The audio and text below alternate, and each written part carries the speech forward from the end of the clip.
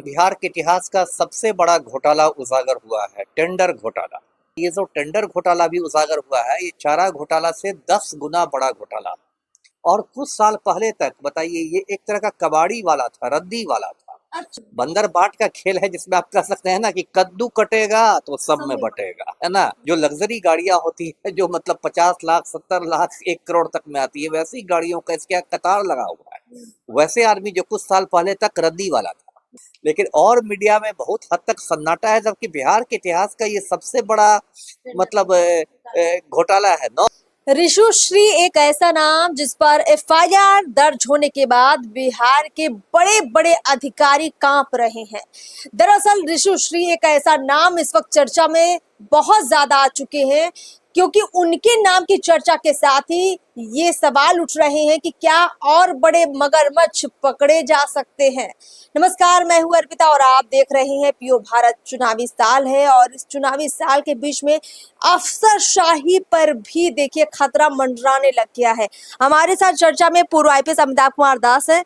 Sir, सबसे पहला मेरा आपसे यही सवाल है कि जो एफआईआर दर्ज हुई है ऋषुश्री पर, वो किसने की है और आखिर ये ऋषुश्री है कौन जो बाकी अफसरों को डरा रहे हैं? जिन पर एफआईआर दर्ज होती है तो बाकी अफसर भी डर रहे हैं कि कहीं उनको भी जेल न जाना पड़ जाए। देखिए, सही कहा आपने। मैं दर्शकों को बताता हूँ शुरू से पूरी बात। ये देखिए, अभी बिहार के इतिहास का सबसे बड़ा घोटाला उजागर हुआ है, टेंडर घोटाला। और ये घोटाला मोटा मोटी 9,000 करोड़ रुपए का, वैसे इसकी राशि और बढ़ सकती है, लेकिन आज के अनुमान लगाया जा रहा है कि 9,000 करोड़ के आसपास का घोटाला होगा। इसके पहले बिहार के इतिहास का सबसे बड़ा घोटाला सृजन घोटाला था, 2,500 करोड़ का था सृजन घोटाला। वो भी संयोग से पलटू राम के कार्यकाल में ही उजागर हुआ था। और चारा घोटाला, जिसमें लालू 42 महीने जेल में रहा, चारा घोटाला 900 करोड़ का घोटाला था। तो आप इसी से अंदाज लगाइए कि ये जो टेंडर घोटाला भी उजागर हुआ है, ये चारा घोटाला से 10 गुना बड़ा घोटाला। और ये जो ऋषुश्री का नाम आपने लिया, वही इस टेंडर घोटाले का सूत्रधार है ना। इसका असली नाम देखिए ऋषु रंजन सिन्हा है, लेकिन ये ऋषुश्री के नाम से मतलब जाना जाता है। और सचिवालय में और कई विभागों में इसकी बहुत धमक थी। अब जो बातें सामने आ रही है, इसको लोग बड़े साहब करके बुलाते हैं। और देखिए, ये ज्यादा उम्र का नहीं है, ये 30-35 साल का होगा। और कुछ साल पहले तक बताइए, ये एक तरह का कबाड़ी वाला था, रद्दी वाला था। अच्छा। वो इसलिए था क्योंकि इसका काम क्या था कि जो बिहार विद्यालय परीक्षा समिति है, जो मैट्रिक वगैरह की परीक्षाएं लेती है, बिहार विद्यालय परीक्षा समिति पुरानी जो उत्तर पुस्तिकाएं होती हैं परीक्षाओं की, रद्दी कॉपियां आप कह लीजिए, रद्दी कॉपियों को थोक के भाव बेचती है। और ये जो ऋषुश्री था, ये बिहार विद्यालय परीक्षा समिति से वे रद्दी कॉपियां खरीदता था। मतलब ऋषुश्री कोई अफसर नहीं है, ये बिचौलिया है मतलब। नहीं, वो तो अब तो खैर बहुत बड़ा, मतलब मामूली नहीं, अब तो खैर बहुत बड़ा माफिया बन गया है। हाँ। इसने रद्दी वाला से अपना शुरुआत की, लेकिन देखिए इसका कितना शातिर आदमी है। जल्दी ही इसने अपना ऐसा नेटवर्क बना लिया कि सारे विभागों में, बड़े बड़े विभागों में, ऊर्जा विभाग, भवन निर्माण विभाग, इन सब विभागों में ऐसा था इसकी धमक की एक फाइल इसके बिना मर्जी से आगे नहीं बढ़ती थी। और अभी जो एक आईएएस जेल की हवा खा रहा है बिहार में, संजीव हंस, दर्शक नाम जानते होंगे, 97 बैच का आईएएस है, उसके तो ऋषुश्री के साथ समझिए विशेष मधुर संबंध थे।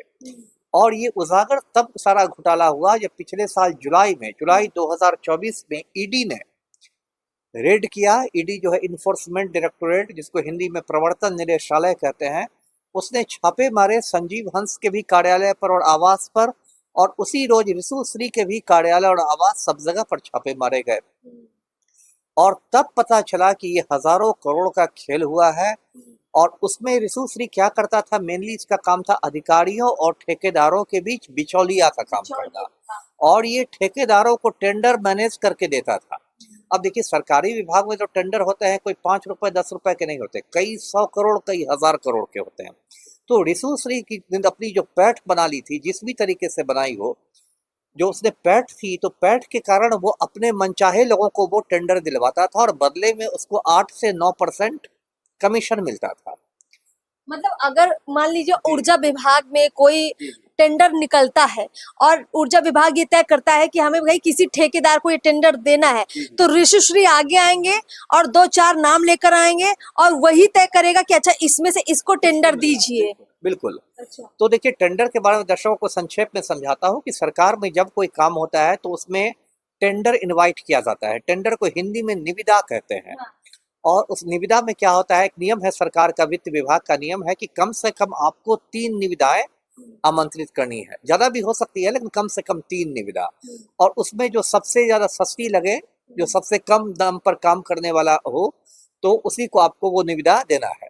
लेकिन इसमें बहुत बड़ा खेल होता है, बाकायदा टेंडर मैनेज होता है और कमीशन खोरी का बाजार होता है, और मतलब बहुत सारा इसमें घोटाला है। मतलब कुल मिला के ये एक ऐसी घूसखोरी है जहाँ कोई 100-200 या 1000-2000 की बात नहीं है, ये करोड़ों का खेल है। और सर इसमें मैं थोड़ा स्पष्टीकरण और चाहूंगी। देखिए, तमाम दर्शक जो समझ रहे हैं इस बात को, उनको ध्यान देना चाहिए। जैसे आप किसी ऑफिस में जाते हैं, किसी कार्यालय में जाते हैं और कोई सरकारी काम करवाना होता है, तो अगल बगल का कोई क्लर्क आपके पास आता होगा और कहता होगा 100 रुपए जेब में डालिए तो आपका काम थोड़ा जल्दी करवा देते हैं।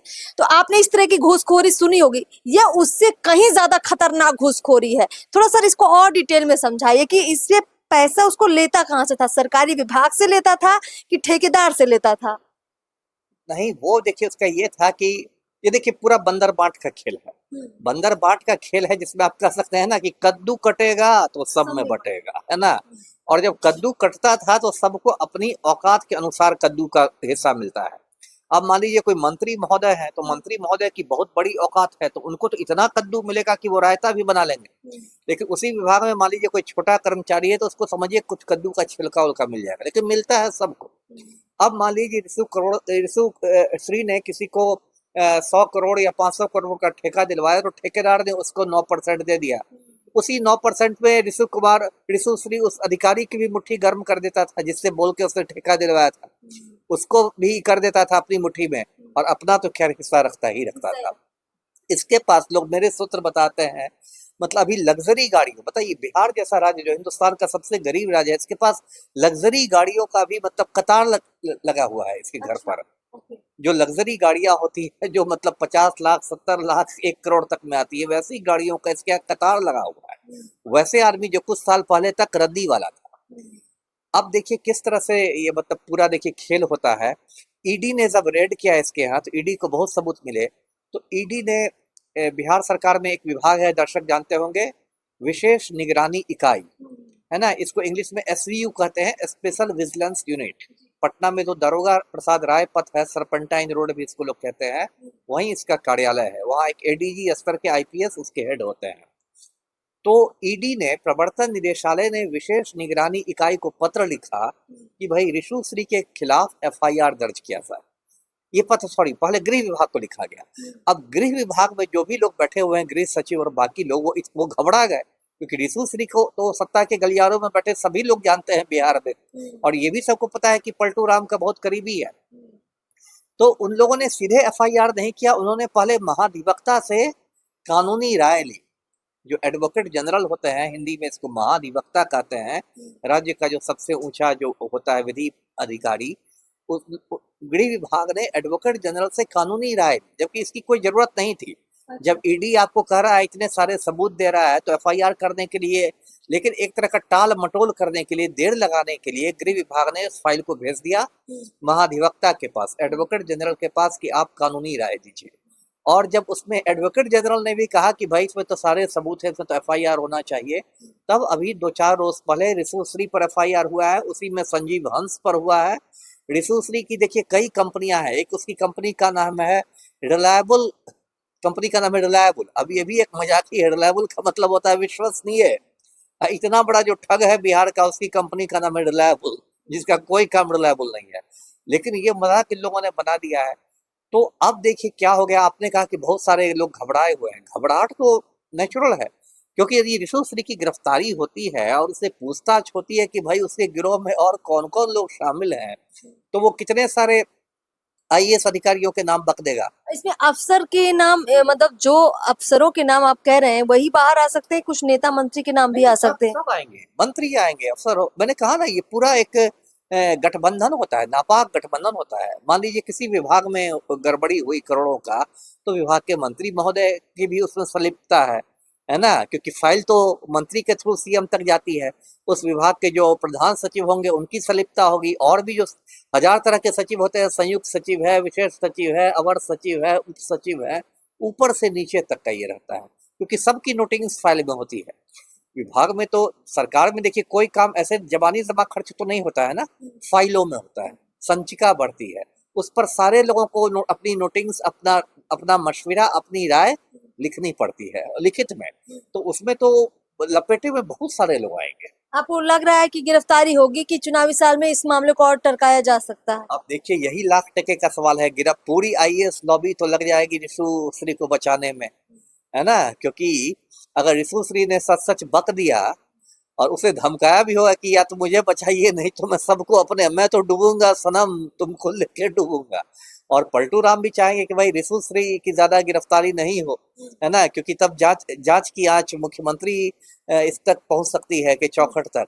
तो अभी तो देखिए रिशु श्री को बचाने के लिए सब कुछ। अब एक बात यह भी ध्यान दीजिएगा कि मीडिया में बहुत एक हद तक सन्नाटा छाया हुआ है, नई चर्चा होगी, सन्नाटा छाया हुआ है। सोचिए ये कितना बड़ा, मेरा अपना एक यूट्यूब चैनल है, उस पर मैंने बनाया है इस पर, लेकिन और मीडिया में बहुत हद तक सन्नाटा है, जबकि बिहार के इतिहास का ये सबसे बड़ा मतलब घोटाला है। 9000 करोड़, हिंदुस्तान के सबसे गरीब राज्य में कोई छोटी मोटी रकम नहीं है।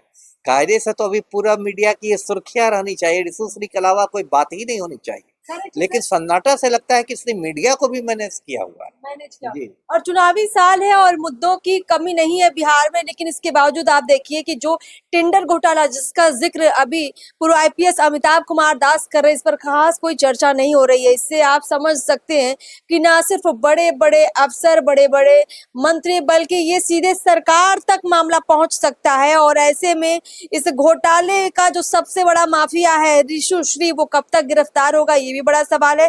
सर आपका बहुत बहुत शुक्रिया कि आपने इस मुद्दे पर बड़े विस्तार से दर्शकों को समझाया है, और हमें लगता है कि इस मुद्दे पर अगर ज्यादा बातचीत आगे होगी तो और भी कई बातें खुलकर सामने आएंगी।